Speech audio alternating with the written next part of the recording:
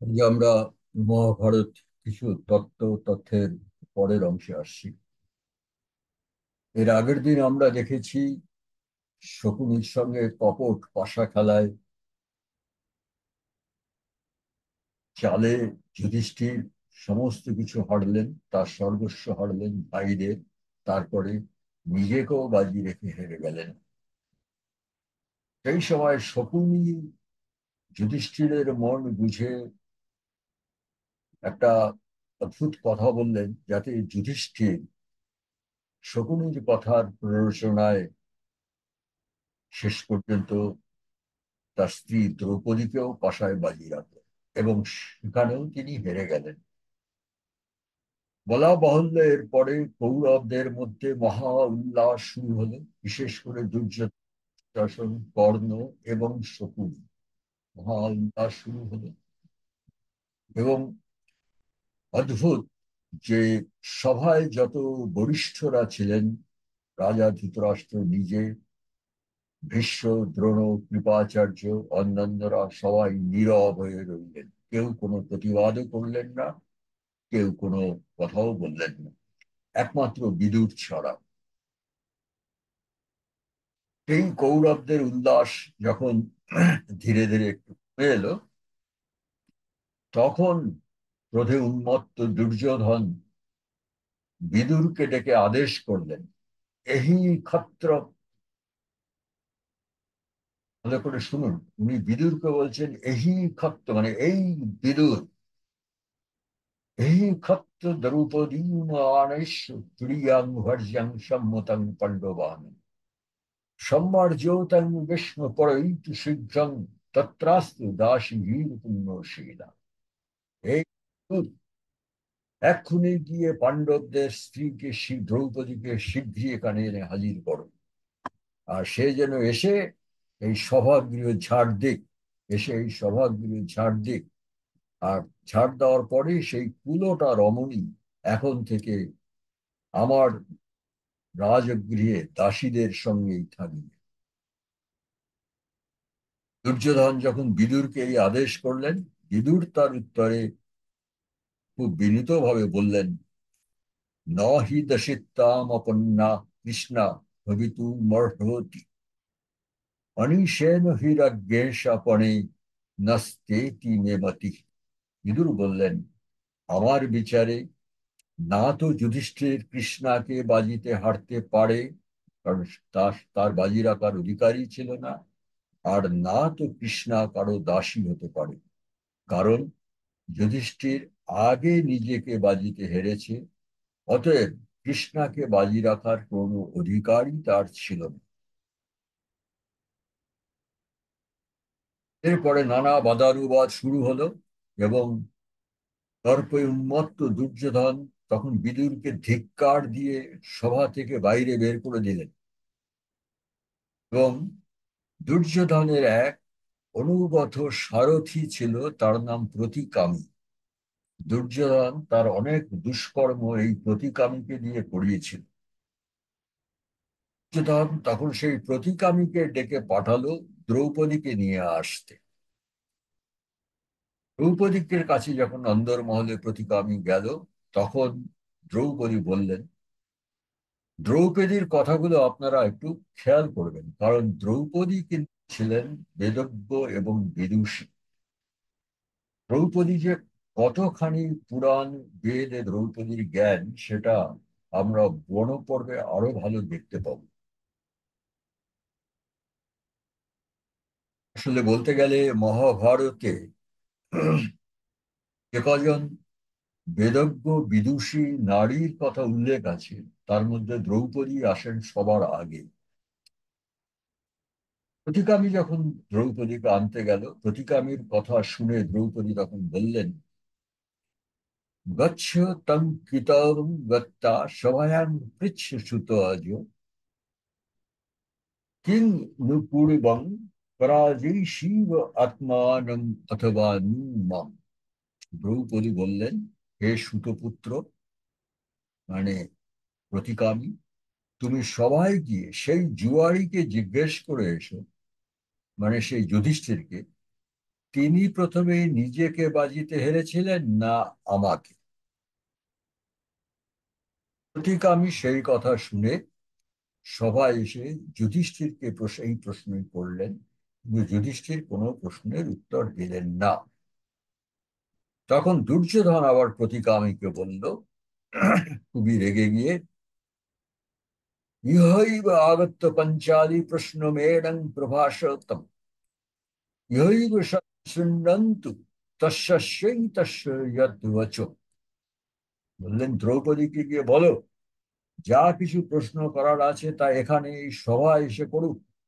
এখানে সবাই তার প্রশ্ন আর যুধিষ্ঠিরের উত্তর শুনুক। প্রতিকামী আবার ফিরে গেলেন দ্রৌপদীর কাছে এবং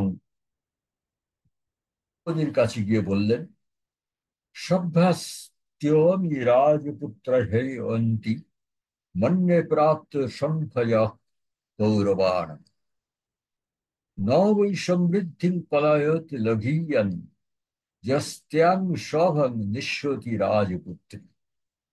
প্রতিকামী তখন দ্রৌপদীর কাছে গিয়ে বললেন যে রাজপুত্র মানে দুর্যোধন এবং তার সঙ্গপঙ্গরা আপনাকে সভাতেই আহ্বান করছেন। এবং প্রতিকামী আরো যোগ করলেন যে, হে রাজপুত্রী মানে হে দ্রৌপদী, আমার মনে হচ্ছে কৌরবদের বিনাশের কাল আগত। যে দুর্যোধন এতই পতিত যে আপনাকে সভায় ডাকছে, সে কিভাবে নিজের রাজ্য পালন করবে? সে রাজ্য ধ্বংসের মুখে এসে গেছে। প্রতিকামীর সঙ্গে দ্রৌপদীর আরো কথা হচ্ছিল। দ্রৌপদী শেষে বললেন,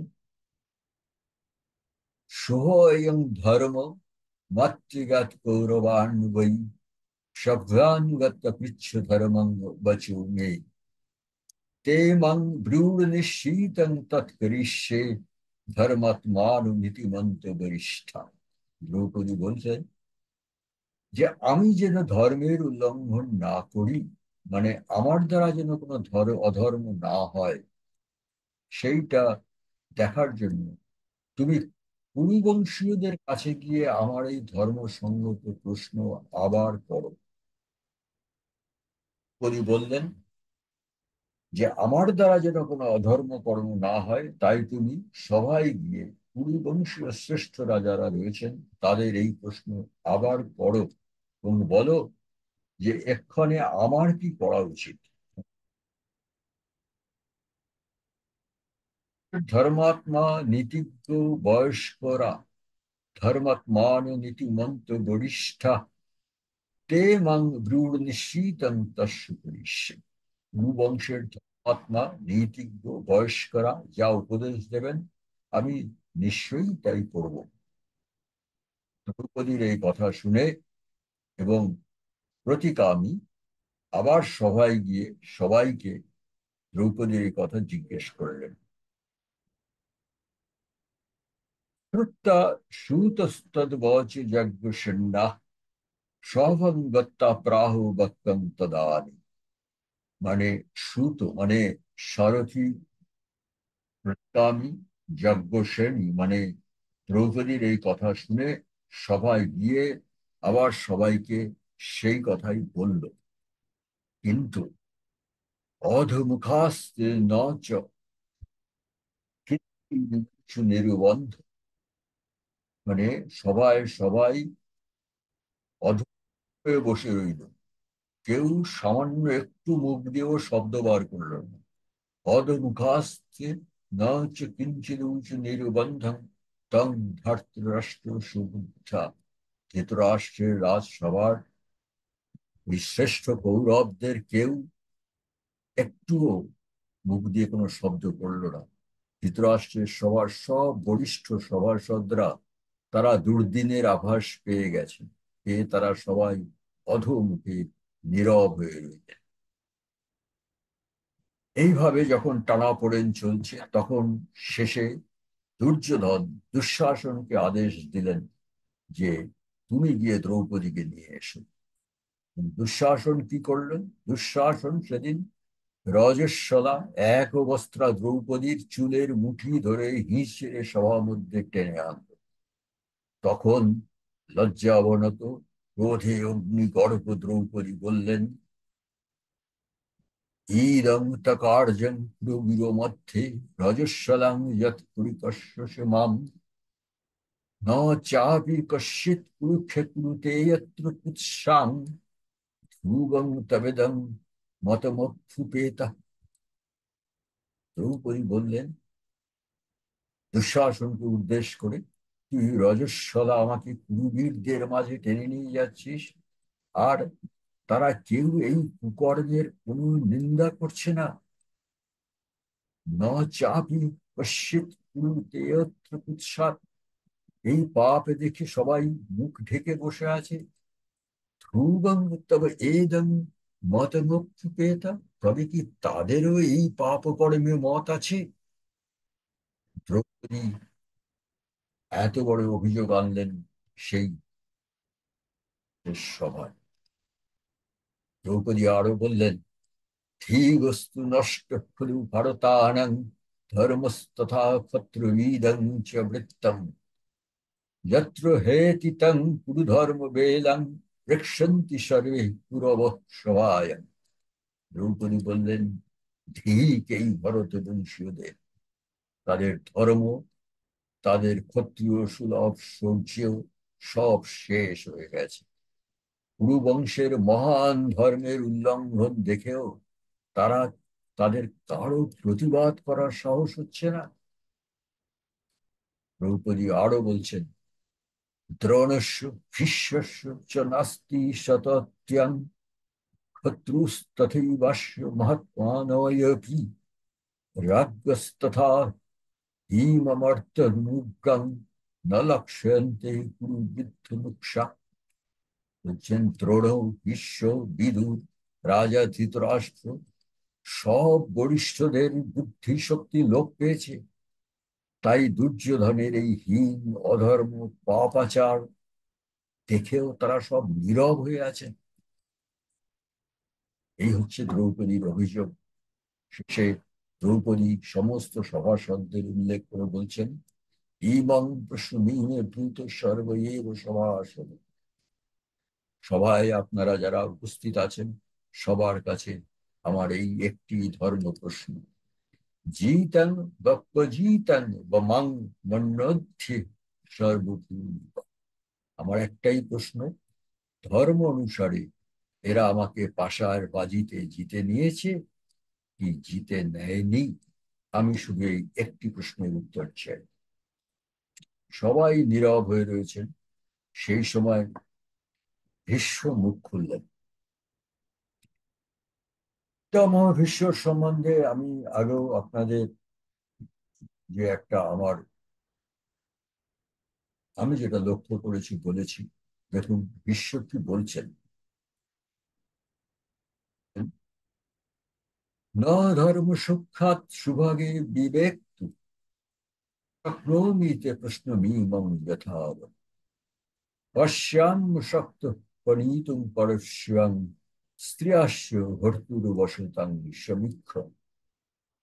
বিশ্ব বলছেন, ধর্মের নীতি অতি সূক্ষ্ম, অনেক বিবেচনা করেও তোমার প্রশ্নের যথাযথ উত্তর আমি খুঁজে পেলাম না। যদি অধিকার না থাকে তবে কোনো ধন কখনোই বাজি রাখা যায় না, একথা ঠিক। আবার পত্নীকে সর্বদাই পতির অধীন মনে করা হয়। মনে রাখবেন, পত্নী সর্বদাই পতির অধীন, সে কথা বিশ্ব বলছেন না, বলছেন মনে করা হয়। বিশ্ব আরো বলছেন,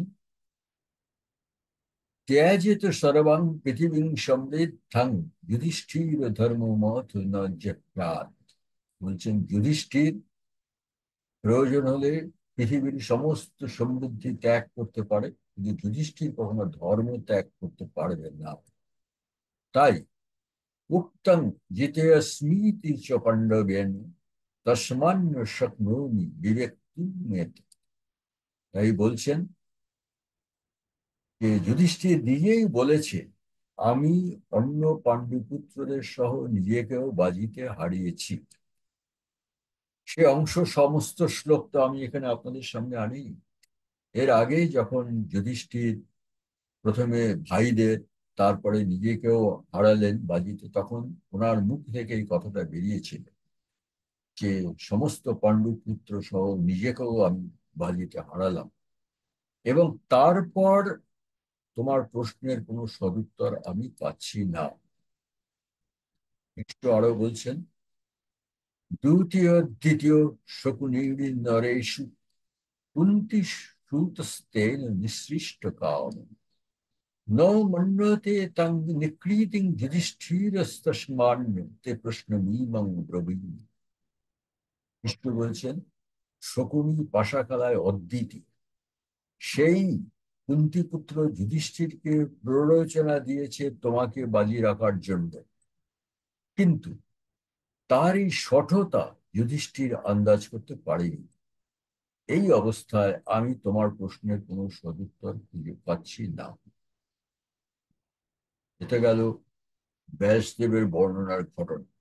এখানে আমি আমার পর্যবেক্ষণ, যেটা আমি দেখেছি এবং মহাভারতের অন্যত্র দেখেছি, যে দুর্যোধনের এই দুষ্কর্ম এবং রাষ্ট্রের সেই দুষ্কর্মের প্রতি প্রশ্রয়, সেখানে যারা প্রতিবাদ করতে পারত বা এই দুষ্কর্ম হয়তো বন্ধ করতে পারত, ভীষ্ম, দ্রোণ, কৃপাচার্য, এরা কিন্তু কখনোই তা করে।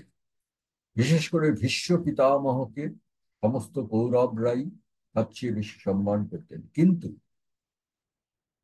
এর অনেক জায়গাতেই দেখা গেছে যেখানে প্রয়োজন সেখানে ভীষ্ম চুপ করে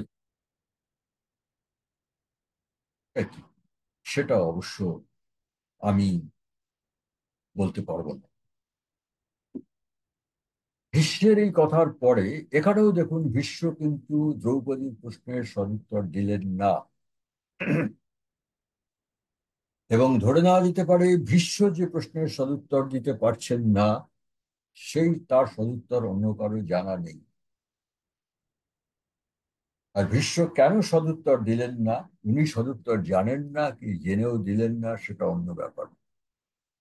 আর একটা জিনিস দেখা গেছে, ভীষ্ম কিন্তু তার প্রশ্নের উত্তরটা ঘুরিয়ে যুধিষ্ঠির এবং অন্যদের উপরেই ফিরিয়ে দিলেন, যে যুধিষ্ঠিরকেই জানে কোনটা ধর্ম।